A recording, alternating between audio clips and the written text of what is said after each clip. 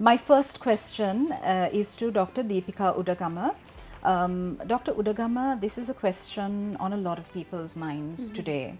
The incident at Rambukkana. Now, in the landmark judgment of Vijay Surya versus the state, commonly known as the Premati Manamperi case, court held that a police or military officer has to obey only a lawful command of a superior officer. Protesting essentially falls within the constitutionally enshrined right of freedom of assembly, and force must be used only if it's necessary, only if it's proportionate. Can you take us through the national legal framework that governs the use of force by law enforcement officials? I read up on the international legal rules on the use of firearms, where in the 1990 UN Basic Principles says, in the dispersal of violent assemblies, if the assembly is violent, a law enforcement official may only use a firearm against a specific individual where this is necessary to confront an imminent threat of death or serious injury or a grave and proximate threat to life. In this backdrop, can you please educate us on what the law says?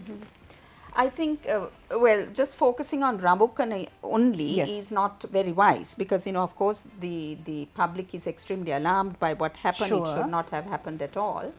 But, I mean, if you look at the broader framework of the Constitution, especially at a time like this when people are finding it very difficult to meet their daily, needs, freedom of expression, freedom of assembly, freedom of association are absolutely essential to voice those concerns and the grievances. In any event, any type of public assembly is protected under the Constitution unless there is a danger to, let's say, disruption of public order, public security, etc. Those grounds are given.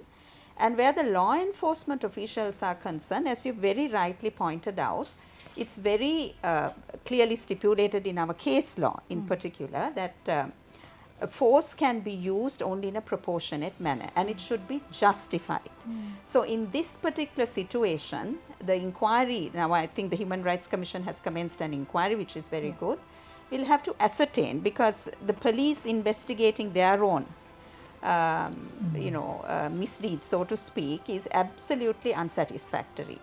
We've been asking for an ombudsperson for the police for a long period of time who comes from outside.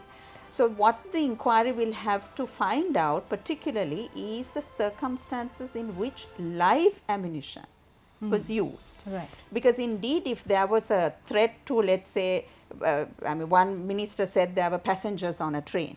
Is that the case? I mean, I heard a minister say there was a train that was parked close by, and that, and then there was this Bowser that would have exploded and would have caused injury, etc., etc.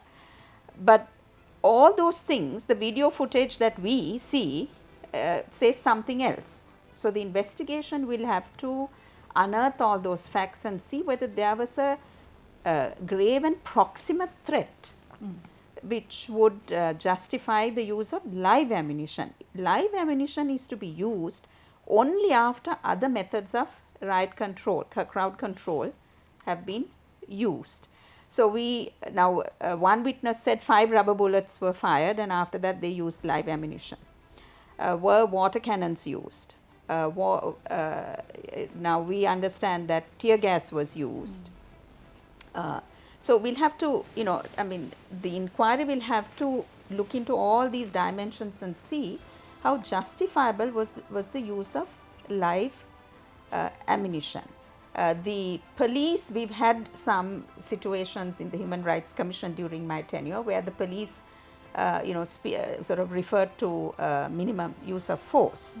So police has their own interpretation of what minimum use of force is. Now certainly using live ammunition is not, use of minimum force. What the citizens need to understand is that the Constitution absolutely protects freedom of expression, especially political expression, when people are airing their grievances and political demands, and freedom of assembly and association.